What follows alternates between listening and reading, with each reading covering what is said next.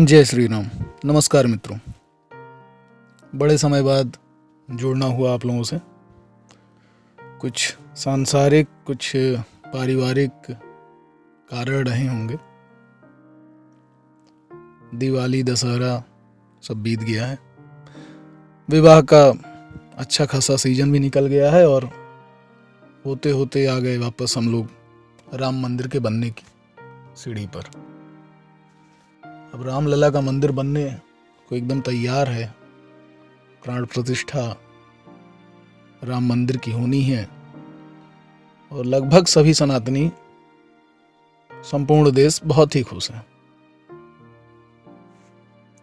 लगभग मैंने इसलिए कहा कि कुछ लोग सनातनी तो हैं और चोगा पहने हुए बकायदा हिंदू होने का तमगा लिए घूम रहे हैं, लेकिन उन्हें पता नहीं है कि किस ओर खड़े होना है। खैर भाई, हम किसी पार्टी के तो नहीं हैं। यह पार्टी को सपोर्ट करना मुझे नहीं लगता, ये बड़ी छोटी चीज़ हो जाएगी ऐसी वजह ढूंढना कि राम मंदिर का विरोध कर सकें या किसी भी मंदिर का विरोध कर सकें। और आप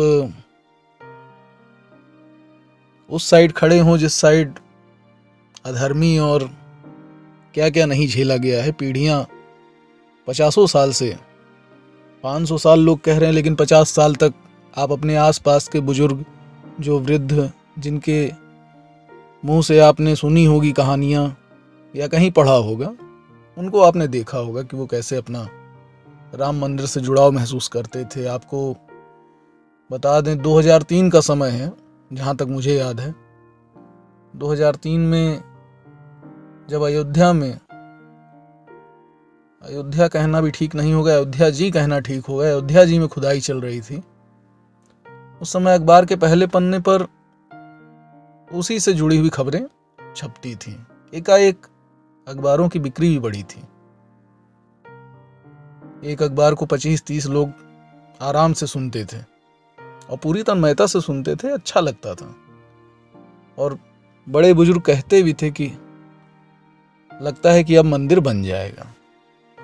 खैर, ज़्यादा पुरानी बात नहीं है। आप अगर बहुत नई उम्र के हैं तो आप अपने किसी बुजुर्ग से बात करिए, वो सब आपको बताएंगे। बाकी आप लोग के लिए तो बहुत मुश्किल नहीं है जानकारी जुटा पाना, किसी के लिए भी नहीं है। खैर, तो चलिए बात करते हैं जो हमारे महाचार्यगण मंदिर प्राण प्रतिष्ठान पर क्रोधित हैं, हमारे शंकराचार्य जी लोग। आप लोग जान ही रहे होंगे और इसका जुड़ाव है भाई, 4 शंकराचार्य हैं। अब इसको पुराने काल से हम जोड़ के देखते हैं।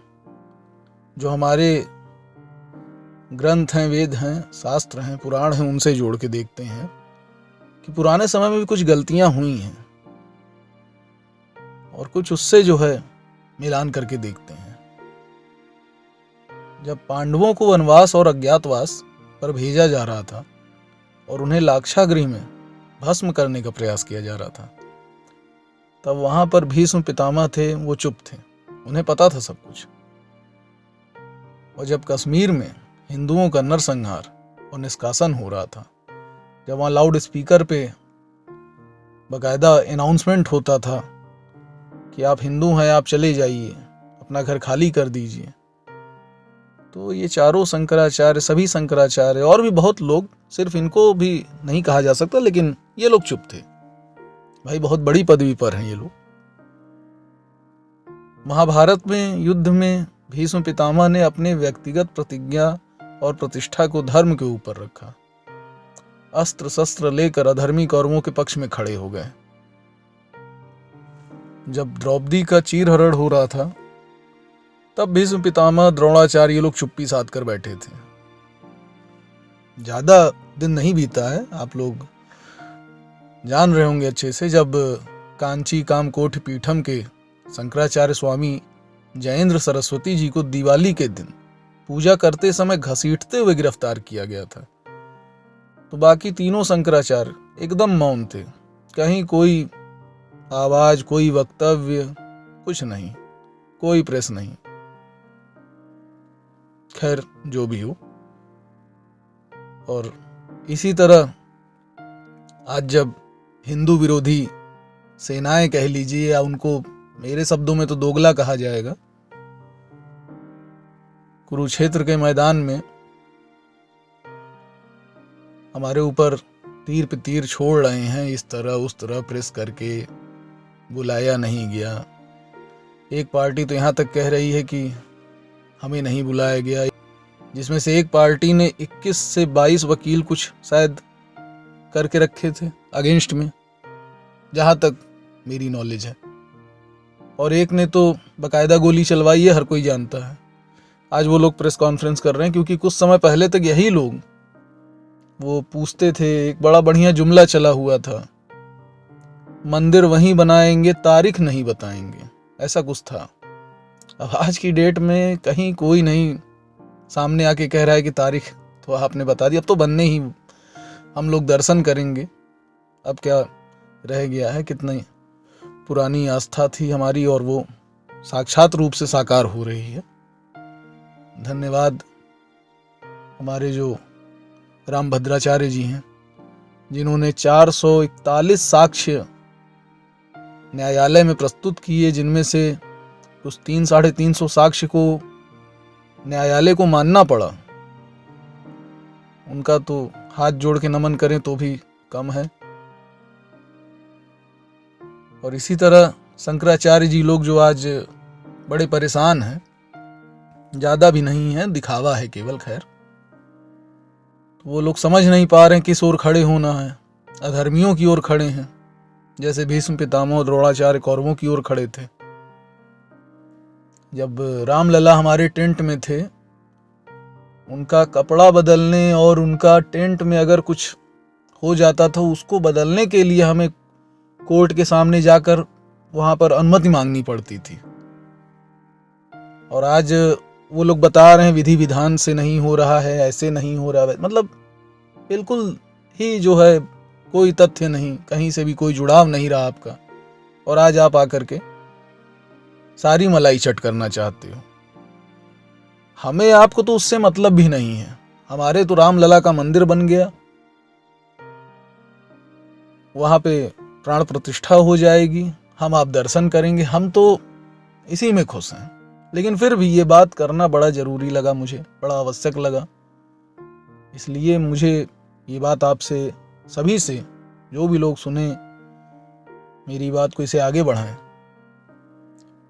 कि तब तो कोई नहीं आया कहने कि भाई वो टेंट में है, क्या कुछ विधि विधान से पूजन हो रहा है उनका, ना, किसी को कोई फर्क नहीं पड़ रहा था तो। लेकिन अब सबको फर्क पड़ रहा है, किसको बुलाया गया, किसको नहीं बुलाया गया, बड़ी बारीक नजर रखी जा रही है हर चीज पे। कुछ अच्छा हो रहा है तो उसको होने देना चाहिए, और कुछ 500 वर्षों बाद अच्छा हो रहा है तो पीढ़ियां सदियां बीत गई, तो हम आप अगर उसके साक्षी बन रहे हैं, तो ये हमारे जीवन का बहुत अनमोल जो है क्षण होगा। बहुत पुण्य किए होंगे हम आप, लगता है, जो ये क्षण अपनी आंखों से होते हुए देख रहे हैं। बहुत बड़ी बात है, एक बार सोच के देखिएगा। इस पे आगे और भी तथ्य हैं जो मैं आपसे साझा करूंगा, शेयर करूंगा। अभी ज्यादा लंबी बातचीत नहीं करते हैं, क्योंकि ऑडियो है, इतने में बात समझ भी आ जाएगी। जो भी एक अनुभवी व्यक्ति होगा, समझदार व्यक्ति होगा, वो इतने में समझ जाएगा और आगे बढ़ाएगा भी। फिर भी मेरा एक जिज्ञासा है मेरे मन में, बहुत ही अति विनम्रता से मैं ये प्रश्न पूछना चाहता हूँ कि भैया 1947 से 2024 तक, इसके पहले का तो मान लीजिए चलिए हटा देते हैं, क्योंकि दूसरा कोई राज कर रहा था, हटा देते हैं। 1947 से 2024 तक सनातन धर्म के उत्थान में सिर्फ अपना योगदान बताएं। ये जो हमारे 1008 महाचार्य चारों हैं हमारे, ये सिर्फ अपना छोटा मोटा कोई भी योगदान बता दें। क्योंकि मुझे जहां तक ध्यान है, जब हमारे रामलला टेंट में थे, तो ये चारों शंकराचार्य सोने के सिंहासनों पर चढ़कर हाथी की सवारी करते थे। हाथी की, कोई योगदान नहीं था इनका राम जन्मभूमि के आंदोलन में, या किसी भी तरह से न्यायालय में जाने आने या वहाँ पर कुछ अपना योगदान करना, या किसी भी तरह एक होता है ना कि चलो सामने से नहीं तो बाहर से हम खड़े हैं, वो भी नहीं, और इन्हें तो सामने से आना चाहिए, खैर जाने देते हैं। तो ये मेरा प्रश्न है।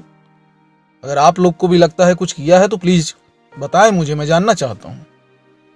चलिए, बहुत बहुत आभार आप लोग का सुनने के लिए, बहुत बहुत धन्यवाद। राम जी सब पर कृपा करें, सभी लोग सकुशल रहें। जय श्री राम। बहुत बहुत धन्यवाद।